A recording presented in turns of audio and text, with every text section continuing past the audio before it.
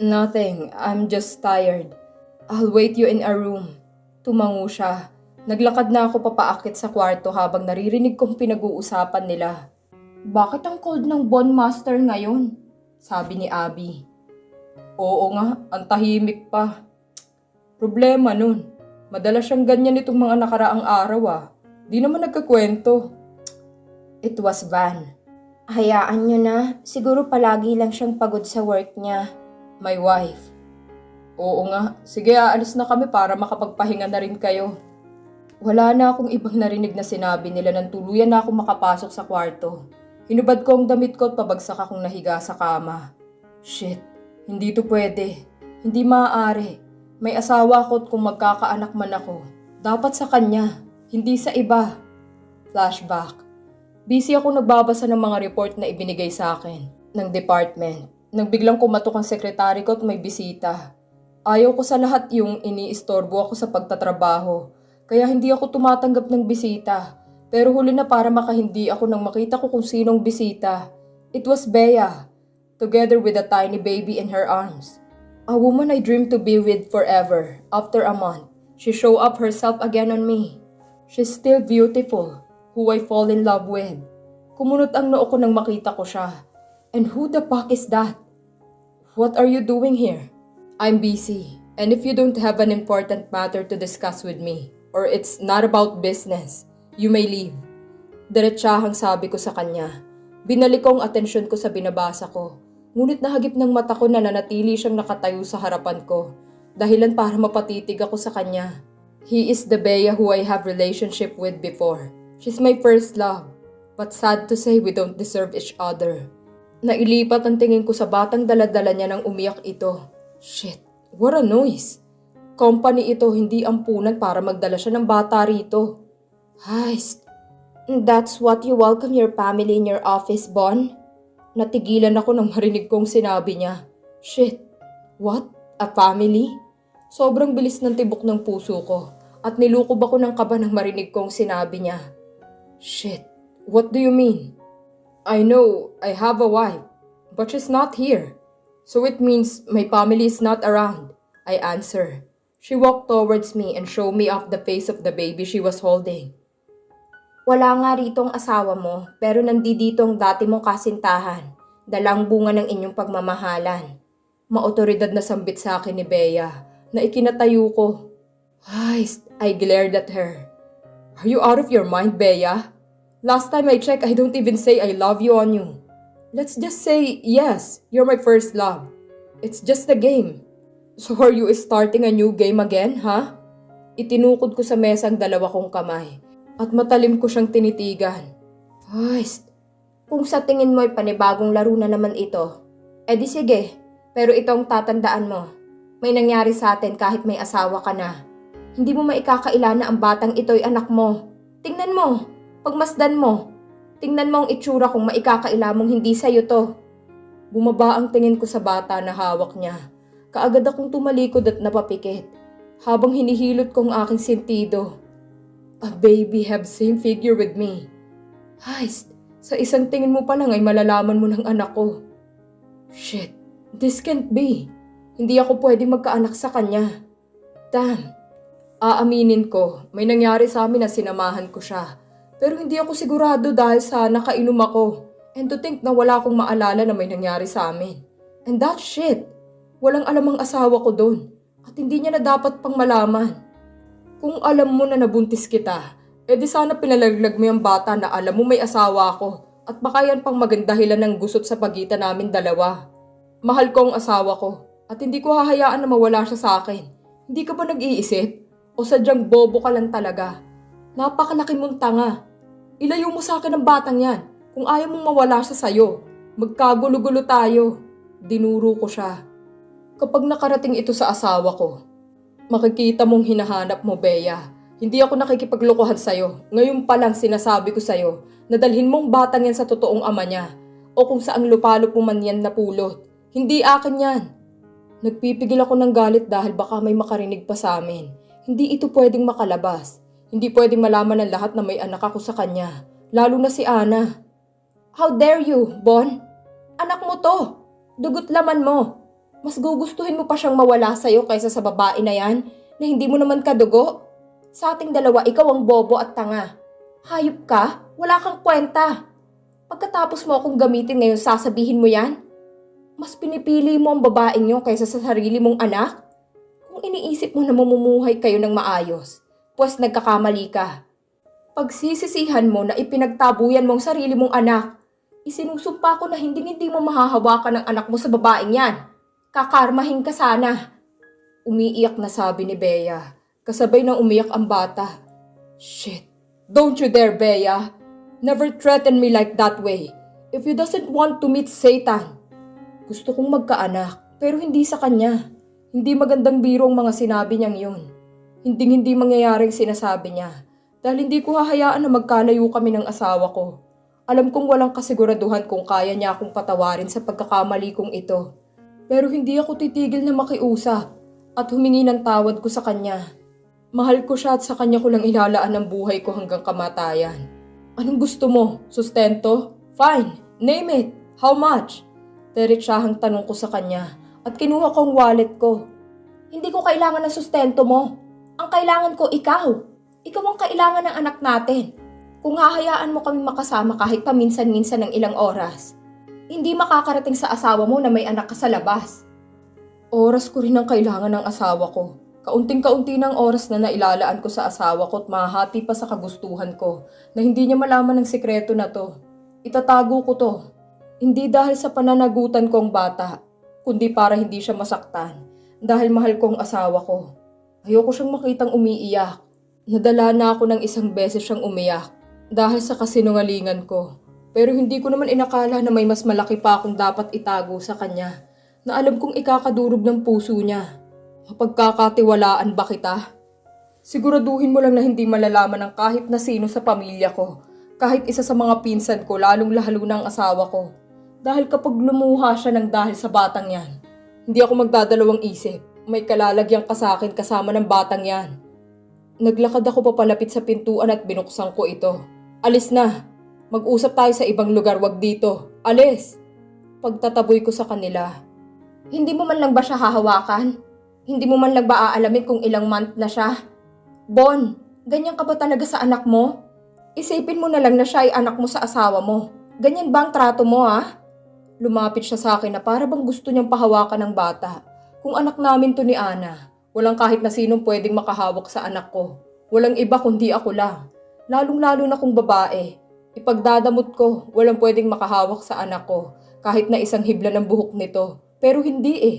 Wala akong pakialam sa batang yan. Hindi ko alam kung ano nararamdaman ko sa batang yan.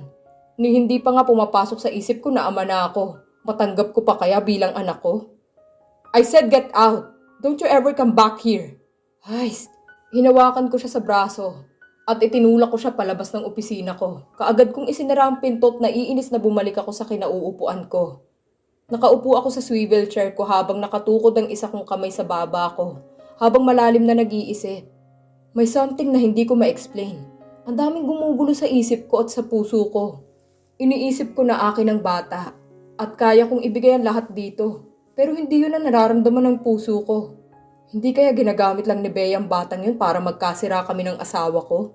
O baka naman gusto niya lang saktan ng asawa ko? Hindi ang batang yun ang sisira sa amin ni Ana. Flashback end. Hoy! Shit. Nagulat ako nang biglang yumakap sa akin si Ana. Hindi ko napansin na nakapasok na pala siya sa kwarto. She pouted. Kainis. Ayaw niya na nakakarinig ng mura. Shit. Inalis niya ang pagkakayakap niya sa akin at lumipat ng unan sa unan niya, na kanina lang ay sa braso ko nakaunan. Heist. Bumaling ako sa kanya. Nakatalikod siya sa akin habang yakap-yakap ang teddy bear na ibinigay ko sa kanya. Love. Mahinang tawag ko sa kanya. Lumapit ako sa kanya at niyakap ko siya mula sa likod. Oh, Andrew, kanina ka pa ah. Ano bang problema mo? Ang tahimik mo, hindi mo ako kinukulit. Tapos ang cold mo rin. Sabihin mo kung saan ka napapagod. Sa work o sa akin? Kaagad rin akong napakala sa pagkakayakap ko sa kanya nang humarap siya sa akin na may namumuong luha sa kanyang mga mata. Ang hirap ko bang pakisamahan? May nagawa ba akong mali? Kanina pa kita napapansin masyadong malalim ang iniisip mo. Pumasok ako sa kwarto kanina na ganun ang posisyon mo. Hanggang sa matapos akong naligo, ganun ka pa rin. Hindi ka naman natutulog, she added. Ay, hindi dapat siya nag-iisip ng ganito. Shh, no love, don't cry. Kahit kailan hindi ako mapapagod sa'yo. Hindi kita susukuan. Mahal kita ng higit pa sa buhay ko. Hindi ko magagawang mapagod sa'yo. I'm sorry if I make you feel that way. Not my intention, love. Tahan na. I wiped the tears leaky down on her cheek using my tongue. Ay, itong ayaw ko sa lahat. Ang nakikita siyang umiiyak. Tinuyo ko ang pisngi niya at hinalikan ko siya sa noo. Kakaibang kilos ko pa nga lang nag-iisip na siya ng kung ano-ano. Paano pa kaya kapag nalaman niya? Shh, huwag kang umiyak. Oh, sige ka, papangit ka niyan. Pangaasar ko sa kanya. Okay lang, may pagpalit ka naman na, diba? Mapait siyang ngumiti. Kainis, bakit niya ba nasasabi ang ganyang bagay? Ana, gusto mo ng away? Seryoso kong tanong sa kanya. Inaasar ko lang naman siya pero bakit masyado niyang sineseryoso at may sinasabi pa siya? Eh di awayin mo ko. Parang yan naman talaga ang gusto mo eh. Sabi niya at kusang pinahid ang luha niya at itinulak niya ako paalis sa harapan niya. Kinuha niya ang unan at ang teddy bear. Ano ba? Ana! Heist, where you going? Bumangon ako para sundan siya. Nakita kong kumuha siya ng kumot sa cabinet at pumunta sa sofa. Binuksan niya ang TV. Naupo ako sa paanan ng kama habang inis na sinasabunutan ko ang sarili ko. Shit, bakit mo ako pang may gusto ng away? Masyado namang sensitive ng asawa ko ngayon. Ang babaw ng luha. What's happening to her? Pumasok ako ng banyo para kalmahin ang sarili ko. Hindi pwedeng ganito ako. Hindi sanay ang asawa ko na ganito ako. At baka mahalata niya pa ako. Hindi pwede. Pagkatapos kong maligo, nagsuot ako ng pajama habang nagpupunas ako ng buhok ko. Naglakad ako papalapit sa kinaroroonan niya. She's busy watching K-drama. As always she do. Nakahiga siya sa sopa habang yakap-yakap si Sky. Yun ang tawag niya sa bigay kong teddy bear sa kanya. Teka, matagal-tagal na nang ibigay ko to sa kanya. Siguro kailangan na ng bago. Dahan-dahan akong pumatong sa kanya at niyakap siya. Hindi naman siya nagreklamo kaya isiniksik ko sa dibdib niya ang mukha ko. Naramdaman kong yumakap siya sa akin ng isa niyang kamay at ang isa naman ay humahaplos sa buhok ko gamit ang towel. What a sweet wife. Galit ka? Bulong ko bago nag-angat ng tingin sa kanya.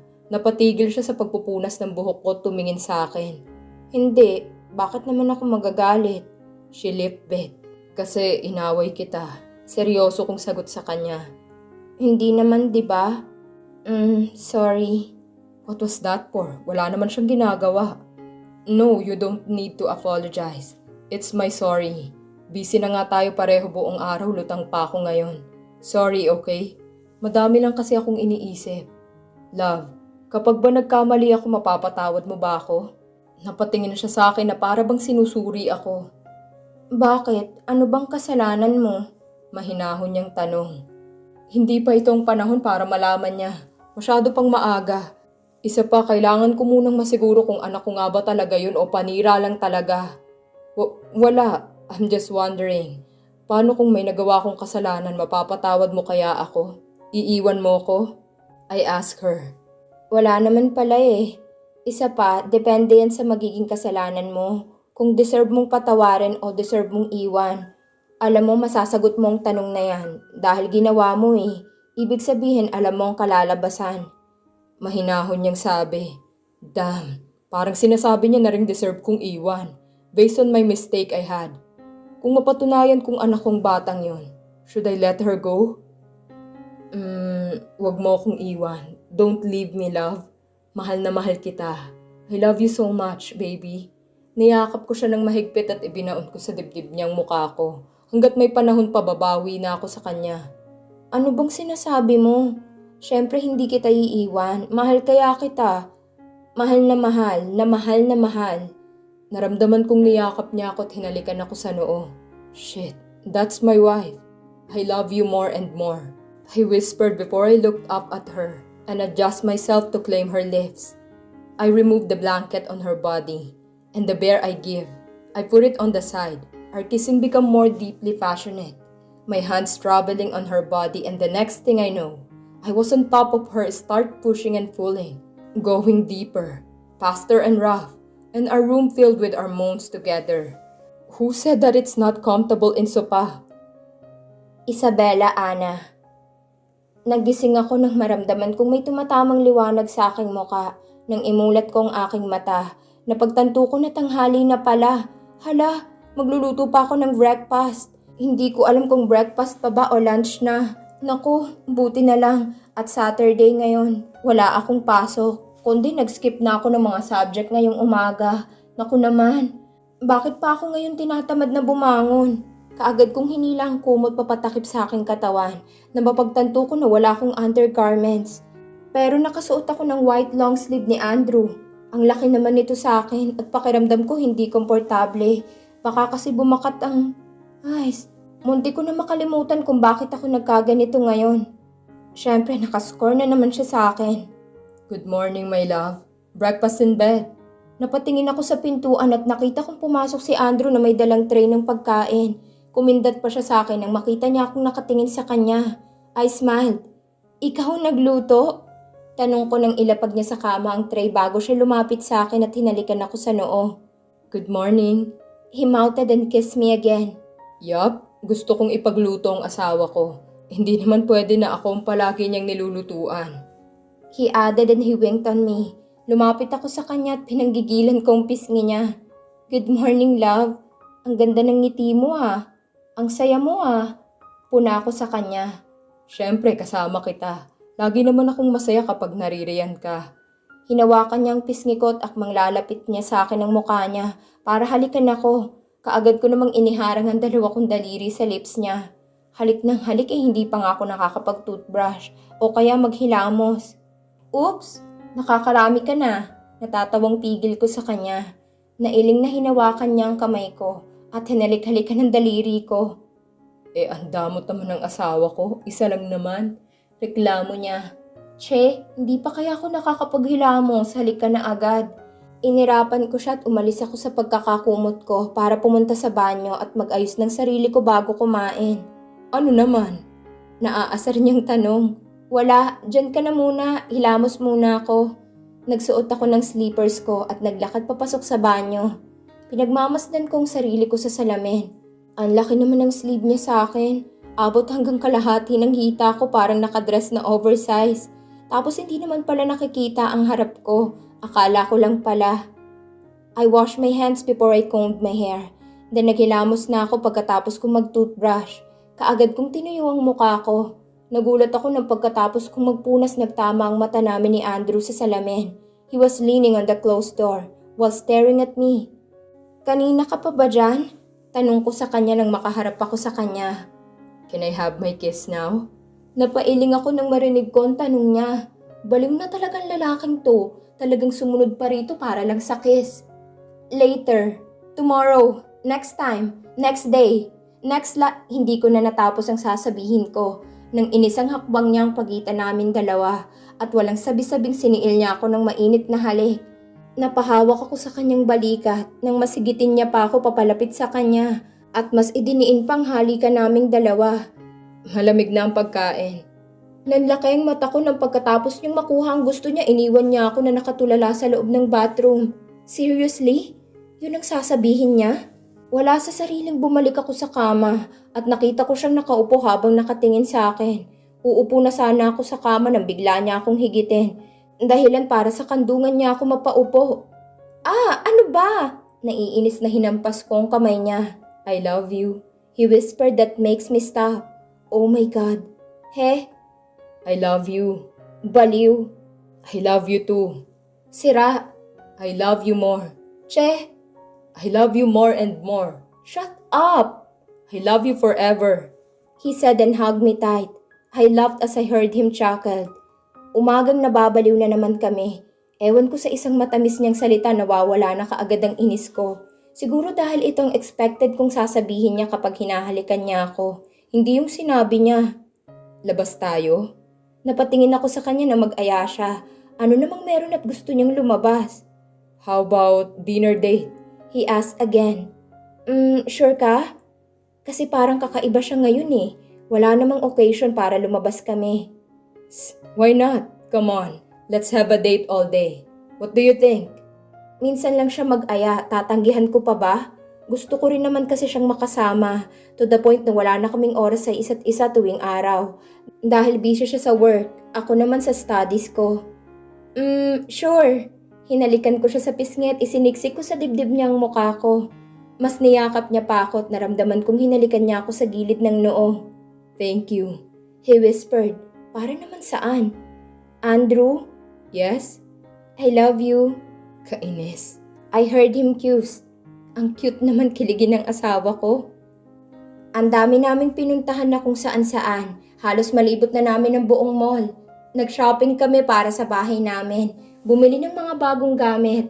Halos karamihan ay sa akin. Kahit ayaw ko na gusto niya kukunin na. Nag-grocery kami dahil konti na lang ang stock namin sa bahay. Pumunta kami sa arcade. Ang daming batang naglalaro kasama ang magulang nila. May ilan ring mga couples na nagde-date. Ito namang si Andrew nagpapalit ng token. Halos lahat ng laro gustong subukan. Dahil sa tukay ang pinapalit niya. Hindi ba naman marunong magtipid? Ang dami naming nagastos kanina sa pamimili. Hay nako, kung sa bagay, pera niya naman yon, pinaghirapan niya. At ganun siguro kapag may sarili kang pera. Lahat ng gusto mong bilhin, mabibili. Kahit na hindi kailangan. Nakasanayan niya lang siguro ang ganitong buhay eh. Mayaman nga naman. Ay, so let's go back to our topic. Nandito pa rin kami sa arcade. Halos lahat ng games sinalihan niya. Pero kahit isa wala siyang nakukuhang prize. Kaya tawa lang ako ng tawa. Nakakatawa kasing reaksyon niya. Kapag nauunahan na may makakuha ng prize, imagine bata lang ang kalaro pero palaging talo. Natigilan ako sa kakatawa nang makita ko siyang pabalik na sa kinaroroonan ko na may dalang isang maliit na teddy bear. Bakit parang ang hot niyang pagmasdan na may dalang ganyan? Ang cute! Tadan, ayos ba? Kumikindat na tanong niya sa akin. Ipinakita niya ang teddy bear sa akin. Ang cute! Parang nagpa-puppy eyes tapos nakanguso. Wow, ang cute! Para sa akin ba to? Nanggigil kong kinuha sa kanyang teddy bear. Ang sarap yakapin, parang si Sky Bear ko lang eh. Para kanino pa ba? Like it? Namulsa siya habang pinagmamasten ako. Tumango ako at nginitian siya. Yay! Dalawa na ang toy ko na galing sa kanya. Yes, thank you Andrew. Ang cute. Dapat pala dinala ko si Sky eh. Tumingin ako sa kanya. O ayan, baka makalimutan mo na ako niyan. Wala ba akong kiss dyan? Sinamaan ko siya ng tingin bago ko inilibot sa paligid ang aking mata. Kiss? Ang daming tao kaya. Mamaya na, nakakahiya. Promise bibigyan kita ng marami. Nginitian ko siya nang siya namang ikinasimangot niya. So, ikinakahiya mo ko? Nagtatampo niyang tanong sa akin. Of course not. Hindi madaming bata, ano ka ba? Pangangatwiran ko. Dumukwang siya papalapit sa akin na siya namang ikinaatras ko. Akala ko hahalikan niya ako. Pero itinuro niya sa akin ang pisngi niya na para bang nagsasabi siyang halikan ko na siya. Dali na, isa lang. Nakangisi niyang sabi habang itinuro ang pisngi niya. Isa lang paniniguro ko na siya namang ikinangisi niya. Inilapit ko ang mukha ko para halikan siya sa pisngi. Nang bigla siyang lumingon sa akin, kaya nahalikan ko siya sa lips. Ay, ang sweet naman nila. Ang gwapo ni kuya, bagay na bagay sila, ang ganda kaya ni ate oh. Yay, kiss pa! Sana all may jowa. Maawa kayo sa mga single. Nahihiyang nilingon kong mga kabataan na nasa gilid. Group sila na nakatingin sa amin. La, grabe naman, sana all. Pati mga batang nakatingin sa amin mukhang kinikilig. Pati na rin ang mga magulang nila. Nakakahiya tuloy. Tara na nga. Inakbayan ako ni Andrew at naglakad na kami papalabas ng arcade nang may lumapit sa aking isang babae. At kung hindi ako nagkakamali, isa siya sa sumigaw ng sana all. Ate, pwede po ba kami magpa-picture sa inyo? Nagkatinginan kami ni Andrew. Mukha na ba akong artista para magpa-picture sila? Sige. Picture lang naman. Bakit ko pa ipagdadamot? Wow, ang ganda mo ate. How to be you po? Skincare reveal po ate. Ate, bagay kayo. Ate, anong pangalan nyo? Sunod-sunod na tanong sa akin nang lumapit ng mga kasamahan niya. Ang cute nila. Tumabi sila sa amin ni Andrew. Hindi na rin naman nakaangal si Andrew eh. May isang lalaking padaan at napakisuyuan ng magkakaibigan na kunan kami ng litrato. 1, 2, 3, smile. Sabi nito. Salamat ate. Salamat kuya. Sabay-sabay nilang sabi pagkatapos ay nagpasalamat sa lalaking kumuha ng larawan sa amin at nginitian kami. Bagay kayo. Naway mabiyayaan kayo ng tahimik at mas mapuno pa ng pagmamahal ang inyong pagsasama. Hangad kong inyong kaligayahan magpakailanman. Ngumiti ito bago umalis. Ang lalim nun ah. Siguro pare yun. Hindi halata na fans yun ng GMA. Mahinang siniko ko si Andrew sa sinabi niya. Baliw. GMA? Gloria Macapagal Arroyo. Sira ulo. Nang makaalis kami ng mall, ang sabi ni Andrew may pupuntahan pa raw kami. At ang mga pinamili namin ay kinuha na ng driver at dinala sa bahay namin. Ang maid na raw ang bahalang mag-ayos ng mga pinamili namin para sa kusina.